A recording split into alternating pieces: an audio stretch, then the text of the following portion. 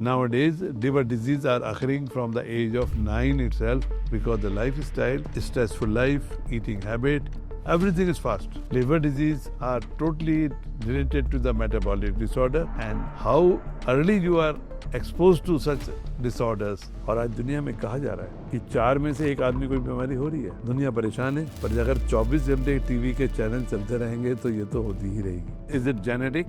So anything can be genetic because we are living in the same atmosphere. Today I had a patient from Ayodhya. They had a high levels of IgE level. Mother had it, son had it, and daughter had it. Mother was 50, son was 18, and daughter was 30. Another question comes, does all NAFLD convert into cirrhosis? Why are fatty liver cases increasing rapidly and even in children who consume home cooked food? Hello guys, today we have a session on non-alcoholic fatty liver disease or metabolic disorder associated steatotic liver disease. We have few questions from our viewers and I will try to answer based on my limited experience and knowledge. एक सवाल आता है कि ये जो NAFLD है या MASLD है, क्या ये प्राइमरी डिजीज़ है, लिवर डिजीज़ है, मेटाबॉलिक डिजीज़ है? तो मैं कहूँगा कि पहले हम अपनी मेटाबॉलिक्स को खुद ही ख़राब करते हैं, फिर ये बीमारी आती है. क्या ये बीमारी है, क्या ये मार सकती है? मैं फिर बोलूँगा नहीं, फैटी लिवर अपने आप में कुछ नहीं करती, पर ये आपकी बॉडी की जो मेटाबॉलिज्म है, आपकी लिपिड प्रोफाइल्स हैं, आपके बाकी पैरामीटर्स हैं, उनके ऊपर इफेक्ट करके बीमारी करती है. और आज दुनिया में कहा जा रहा है कि 4 में से 1 आदमी कोई बीमारी हो रही है.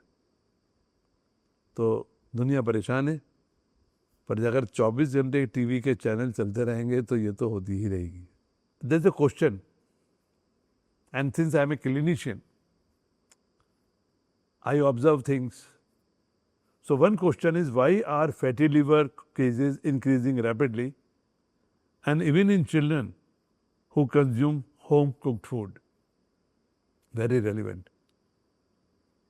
Ayurveda says 3 components: diet, lifestyle and medicine. Food is medicine, but not alone. Suppose you eat food but you don't sleep. So recently we had a paper published on pancreatitis patient, epidemiology, and we were taking the report. We also noted down their sleeping habit. So out of 2050 cases, we found 93% had a habit of sleeping late. So it is not the food only, and that's why the disease is coming up. So even children nowadays, they don't sleep, and I know children of 2 years old is playing with video and he forgets what time to sleep. So that is one thing. One question is, can not obese people may develop liver disease? So if you read the etiology related to fatty liver, obesity is 1 point. One is toxins, starvation. Starvation means long gap of eating, and that is there. Skipping of breakfast, in our survey we found the patient who had pancreatitis, 53% patients had a habit of skipping breakfast. So it's not necessary that you should be obese. It's starving is one thing, and that's why 3 meals, 3 snacks. And I want to caution the people who are doing this intermittent fasting, because somehow some cell of the body are being starved during that period. There's another question, do other factors like rapid weight loss, hormonal imbalance or chronic stress worsen or trigger fatty liver? You see, our body is affected by everything. When we are worried, then our body has a different chemical state. Hormones play important role. When we are sad, so liver is a big gland. It's not only that you are eating healthy, if you are not living happily. So that's why the definition of health in Ayurveda is sam dosha, samagnischa, sam dhatu, malkriya, prasannatma indriya mana swasthasya vidyate. Your mind should be happy, your body should be happy, and your soul should be happy. So Ayurveda talks about happy state of physical, mental and spiritual health. And when you keep everything together, then your liver will also be happy. There is a question, is fatty liver reversible? I say yes, 100%. Because liver has a capacity to revive itself, and if you follow regulated diet, lifestyle and certain hepatoprotective Ayurvedic medicines, then it is 100% reversible. Second question is, how is NAFLD diagnosed? Interesting question, because if you say that one can diagnose NAFLD totally through blood test and ultrasound imaging or CT scan MRI, I have my reservation, because I feel punch test of the liver is very crucial to diagnosis of fatty liver, because sometimes your liver function may be normal, your images may be normal, but punch test can be abnormal. That time when you put your hand on the right side on the rib cage and you press hit like this, so a person who has a fatty liver, they feel pain.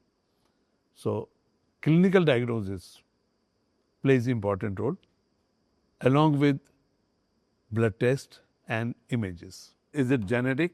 So anything can be genetic, because we are living in the same atmosphere. Today I had a patient from Ayodhya. They had a high levels of IgE level. Mother had it, son had it and daughter had it. Mother was 50, son was 18 and daughter was 13. Is it genetic? But we are living in the same atmosphere. We are eating same way. So that is affecting that.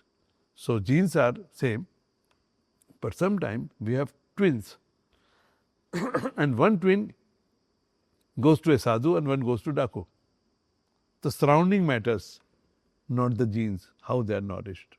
Does all NAFLD convert into cirrhosis? No. No. But there are fair chances of developing cirrhosis. As I said, it is reversible.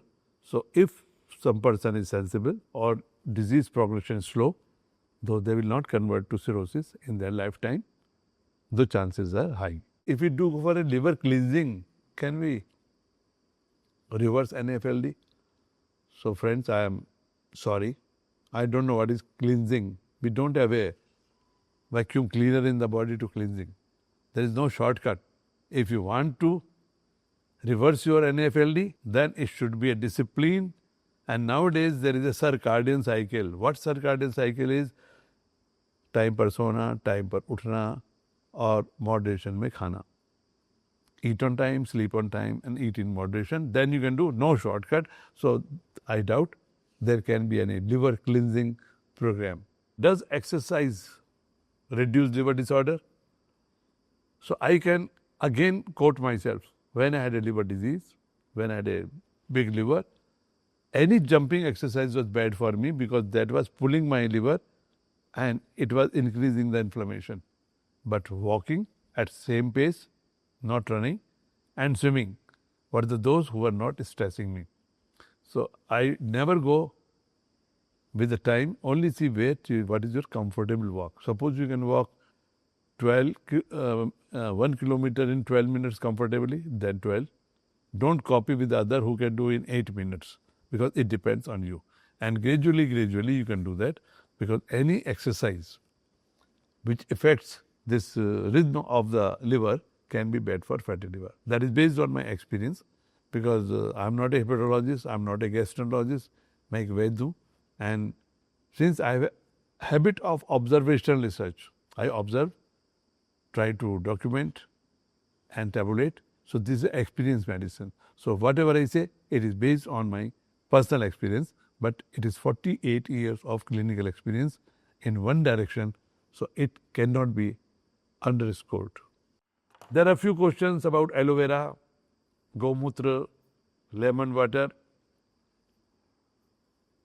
I don't know what to say, because I am a Vaidya. I grow my own aloe vera. And I took 500 mg per kg body weight formula for aloe vera. So I was 70, I took 35 grams per day for 6 months. Sorry, no effect. Similarly, cow's urine, I have 110 cows and we have desi cow also, and I had 140 ml cow urine every day, freshly thing, but sorry, I could not see any noticeable effect neither on my cholesterol, nor on my sugar, nor on my other parameters. So these are things I think we need to do more research. Maybe my dose were less, my duration was not good, but I took both the things very religiously for 6 months. But we cannot do this Google Baba reading that you take Gomutra is good, aloe vera is good, lemon is good. So we need research based. It should not be hearing based. Another question comes about the fatty liver with fat. Some people think that it is a fatty liver, then there should be no fat. Our body needs it. So one should not consume more than 30 ml of fat in a day, and it should be not cooked food, either in a dressing form or shallow fry. So, but 30 ml is the key. It should not be zero fat diet, because both are two different things. It is not fat, we'll go that. If it was going to be true, then Lord Krishna, who was eating butter and butter, he was a makhan chor, he should have it. And I know many people who were consuming good quantity of fat every day. But those times they were walking 20-30 kilometers a day, slow walking, not running. So fatty liver and fat, there is a myth. So it should not be zero and it should not be in the excess. There are few questions about fruit, about milk, about coffee. I don't think that anything is bad or anything is good. Everything should be in moderation and should be in combination, and there should be timing of that. Like coffee, never take coffee on empty stomach. But you have taken your breakfast, and after 2 hours, if you take 1 cup of coffee, I don't think it is going to harm. But if you drink 6 coffee a day, that is bad. Similarly, milk on empty stomach, it will be bad. But if you take with cereal, then 200 ml low-fat milk will be good. Similarly, milk at bedtime, again in quantity, that can be taken. So when you take milk alone, your stomach has to work hard to digest it, because they have to produce more acid. Then it will cause stress to stomach walls. So everything is prohibited and nothing is permitted. And everything is permitted, nothing is prohibited. That is the formula for the fatty liver. We receive a lot of questions against our advice.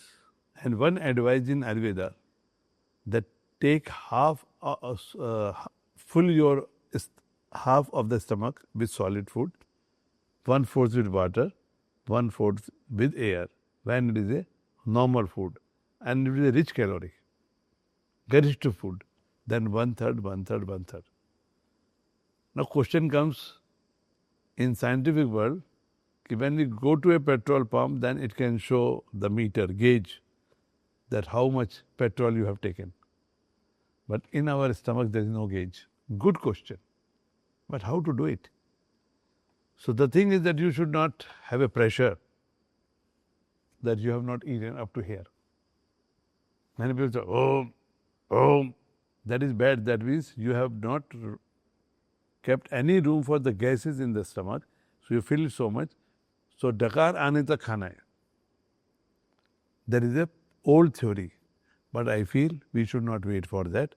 डकार आने का मतलब है कि already excess हो चुका है.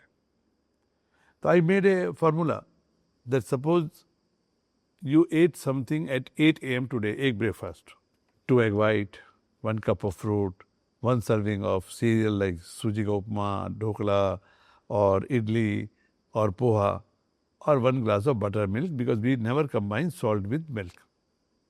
And you ate this at 8.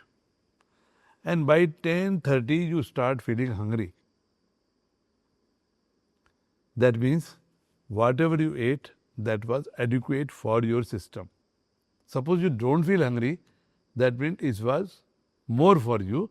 So next day, reduce quantity of each, not of one item. And suppose you start feeling hungry after 1 hour, then increase the quantity of each.